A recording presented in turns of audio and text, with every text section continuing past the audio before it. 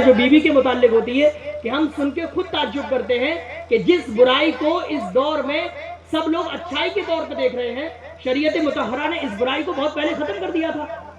لیکن سمجھنے کی ضرورت ہے، ہمارے معاشرے میں اگر ہم جس میدان میں قدم رکھیں تو یہ اصول ہوتا ہے کہ اس کی پہلے تیاری کی جاتی ہے۔ کیا کی جاتی ہے؟ آپ جب بھی کسی چیز کا انٹرنس ٹیسٹ دیتے ہیں تو کبھی بھی آپ بغیر تیاری کے ٹیسٹ میں نہیں بیٹھتے۔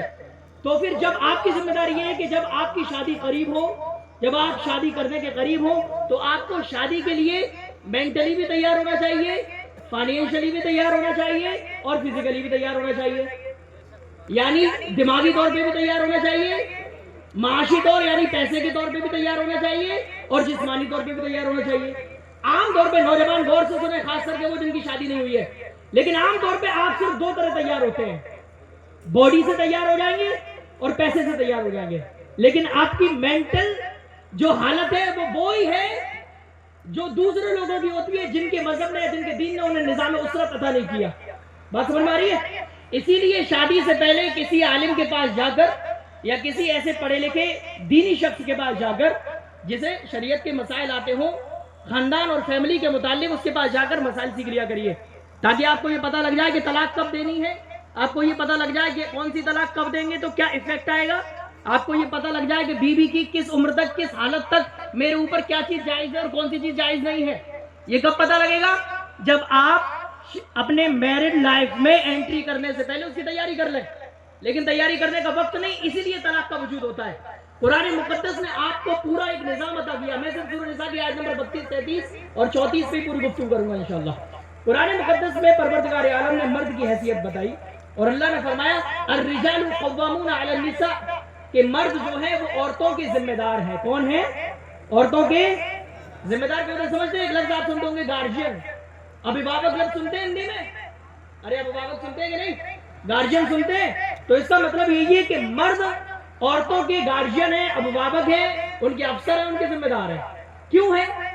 یہ جو ڈگری آف سپیریورٹی جو مرد کو دی گئی ہے، یہ اس لیے نہیں دی گئی کہ عورت سے اسلام نے بھید بھاؤ کیا ہے، نہیں۔ اس آیت کو کچھ لوگ مسکیوٹ کر کے یہ تاثر دینا چاہتے ہیں کہ اسلام ایک میسوجنسٹک ریلیجن ہے۔ میسوجنسٹک کا مطلب کیا ہوتا ہے؟ کہ اس نے عورتوں کے خلاف نفرت پھیلائی ہے، یہ ایک تاثر دینے کی کوشش کرتے ہیں، لیکن ایسا نہیں ہے۔ اس آیت میں یہ جو کیا کہا گیا کہ مردوں کو عورتوں کا ذمہ دار بنایا گیا، تو یہ تو ہمارے سامنے آبزرویشن کے ساتھ ثابت ہے۔ کیوں ذمہ دار کا کیا مطلب ہے؟ اللہ نے اس کا جواب جسٹ قرآن مقدس میں آگے نازل فرمایا، بما فضل اللہ بعضهم علی بعض، کیونکہ پروردگار عالم نے کچھ کو کچھ پر فضیلت دی، وبما انفقوا من اموالهم، اور اس وجہ سے یہ جو با ہے یہ ریزن بتانے کے لیے کہ ایسا ہے تو کیوں؟ تو کہا اس لیے اللہ تعالیٰ نے مردوں کو عورتوں کا ذمہ دار بنایا کیونکہ ان کے اوپر سارا خرچہ ہوتا ہے۔ مردوں کے اوپر خرچہ ہوتا ہے کہ نہیں؟ ارے بولیے، ہوتا ہے کہ نہیں؟ تو اللہ نے فرمایا جب مردوں کے اوپر، یعنی آپ یہ سوچئے ایک عورت کی اگر گورنمنٹ جاب بھی ہو اس کے باوجود عورت کے اوپر اس کا نان و نفقہ فرض نہیں ہے، بلکہ مرد کے اوپر ہی ہے۔ ارے ہے کہ نہیں؟ یہ تو مسائل آپ نے سنے ہوں گے۔ جس مذہب نے اتنا حق دیا ہو ایک عورت کو، تو پروردگار عالم اس آیت میں فرماتا ہے کہ مرد کو جو ذمہ دار بنایا گیا ہے وہ اس لیے نہیں بنایا گیا کہ ہم نے اس سے کوئی ڈسکریمنیشن کیا ہے، کوئی بھید بھاؤ کیا ہے، بلکہ اس لیے بنایا گیا کیونکہ مرد پہ پروردگار عالم نے نان و نفقہ یعنی اس کے جو مینٹیننس کا خرچہ ہے پورا خرچہ اس کے اوپر رکھا۔ قرآن کی دوسری آیتوں میں اور بے شمار احادیث میں یہ فرمایا گیا کہ جو تم کھاتے ہو وہ اپنی بیوی کو بھی کھلاؤ، جیسا تم پہنتے ہو اپنی بیوی کو بھی پہناؤ۔ کلیئر؟ تو سارا خرچہ چاہے وہ دوا کا ہو، چاہے کھانے پینے کا ہو، چاہے پہننے اوڑھنے کا ہو، وہ کس کے اوپر ہے؟ کس کے اوپر ہے؟ ارے اتنی چیز تو سیکھ لیجئے، کس کے اوپر ہے؟ اسی لیے یہ جو سپیریورٹی جو دی گئی ہے نا کہ مردوں کو، مجھے معلوم ہے آپ کو میری تقریر میں مزہ نہیں آئے گا کیونکہ سیکھنے چلانے والی تقریر نہیں ہوتی مجھ سے، لیکن کام کی تقریر ہے انشاءاللہ، ٹھیک ہے؟ یہ جو سپیریورٹی دی گئی مردوں کو کیوں؟ بما انفقوا من اموالہم، کیونکہ اللہ نے عورت کے مینٹیننس کا ذمہ دار مرد کو بنایا۔ کلیئر ہو گئی بات؟ Point number 1۔ پوائنٹ نمبر 2، اب سوال یہ ہوتا ہے کہ جب میاں بیوی میں لڑائی ہوتی ہے تو آپ، میرے پاس اکثر کیس آتے ہیں حضرت 3 طلاق دے دی، اب کیا کرنا ہے؟ سارے علماء کے پاس آتے ہیں، جتنے علماء بیٹھے ہیں ان کے پاس اکثر کیس آتے ہیں حضرت 3 طلاق دے دی، اب کیا کرنا ہے؟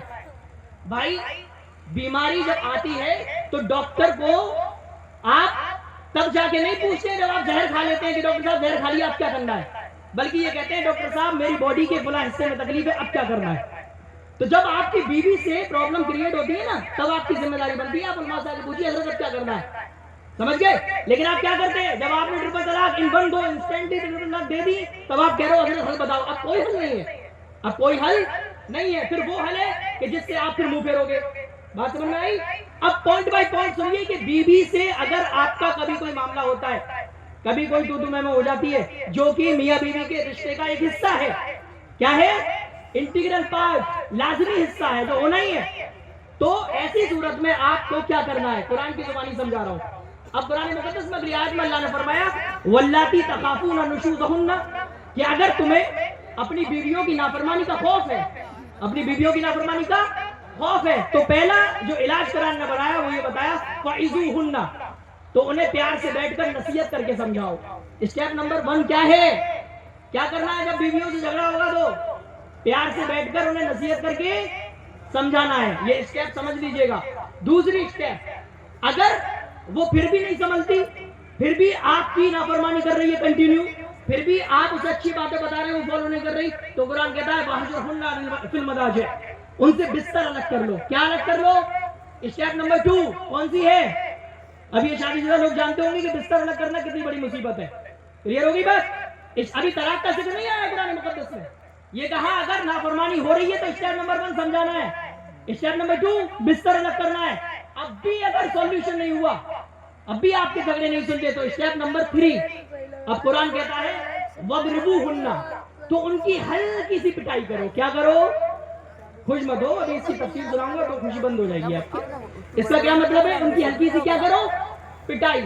اس آیت کو لے کے بھی بہت سے اینٹی اسلامک سورس اس پہ اعتراض کریں گے، دیکھو مارنے کا حکم دیا، جبکہ ہم کاؤنٹر کوشچن جواب دے سکتے ہیں ان کی کتابوں سے، لیکن وہ ابھی موقع نہیں ہے. اس آیت کا مطلب یہ حضور صلی اللہ علیہ وسلم نے اس آیت کی تفسیر خود فرمائی، اور آقا سے جب پوچھا گیا یا رسول اللہ صلی اللہ علیہ وسلم اس آیت کا کیا مطلب ہے، تو آقا نے فرمایا اس کا مطلب یہ ہے ضربن غیر مبرح، یعنی بیوی کو اس طرح ہلکی پٹائی کرنا کہ اس کے جسم پر کوئی نشان نہ پڑے، اس کے جسم پر کوئی نشان. تو مارنے کا مطلب سمجھ گئے؟ اور فقہا نے اس آیت کی تفسیر میں لکھا ہے اس آیت کا مطلب یہ کہ مسواک کی ڈنڈی سے ہلکی سی اس کو ضرب لگائی ہے. ارے سمجھ میں آ رہی بات؟ ہاں، تو یہ مطلب ہے اس آیت کا. تو کتنے اسٹیپ ہو گئے؟ ابھی طلاق کا ذکر نہیں ہے، ابھی طلاق کا ذکر آیا ہے کیا؟ بہت غور سے سنیے، کام آئے گی یہ گفتگو. تو 1 اسٹیپ نصیحت، 2 اسٹیپ بستر الگ کرنا، 3 اسٹیپ ہلکی سی پٹائی. ٹھیک، اب آئیے، اب بھی طلاق کا ذکر نہیں ہے، اب 4تھی اسٹیپ. اب قرآن فرماتا ہے یہ تینوں سولوشن آپ نے کیے لیکن پرابلم سولو نہیں ہوئی، اس کے بعد اب کیا کرنا ہے؟